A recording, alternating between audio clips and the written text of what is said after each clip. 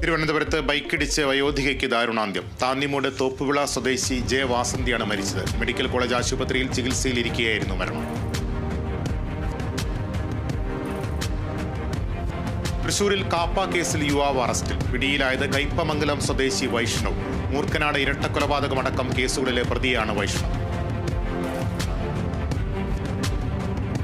ആലപ്പുഴയിൽ ഇൻസ്റ്റഗ്രാം വഴി പരിചയപ്പെട്ട പ്രായപൂർത്തിയാകാത്ത വിദ്യാർത്ഥിയെ പീഡിപ്പിച്ച കേസിൽ യുവാവ് അറസ്റ്റിലായത് മലപ്പുറം കൊണ്ടോട്ടി സ്വദേശി മുഹമ്മദ് ഇർഫാൻ. ഇൻസ്റ്റാഗ്രാം വഴി പരിചയപ്പെട്ട ചെന്നിത്തല സ്വദേശിയായ പെൺകുട്ടിയെ പ്രതി ലൈംഗികമായി പീഡിപ്പിക്കുകയായിരുന്നു. കൊല്ലം പരവട്ടത്ത് കശുവണ്ടി ഫാക്ടറിയിൽ മോഷണം നടത്തിയ പ്രതികൾ റിമാൻഡിൽ. ശൂരനാട് സ്വദേശികളായ ജിജു, അനീഷ് എന്നിവരെയാണ് റിമാൻഡ് ചെയ്തത്. ചൊവ്വാഴ്ച രാത്രി നാട്ടുകാർ നടത്തിയ പരിശോധനയിലാണ് മോഷ്ടാക്കൾ കുടുങ്ങിയത്.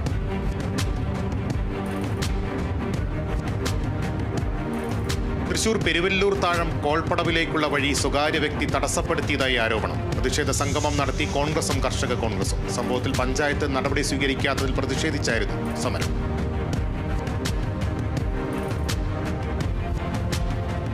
തൃശൂർ ചാലക്കുടിയിൽ തേനീച്ചയുടെ കുത്തേറ്റ് നിരവധി പേർക്ക് പരിക്ക്. വിദ്യാർത്ഥിയടക്കം 5ഓളം പേർ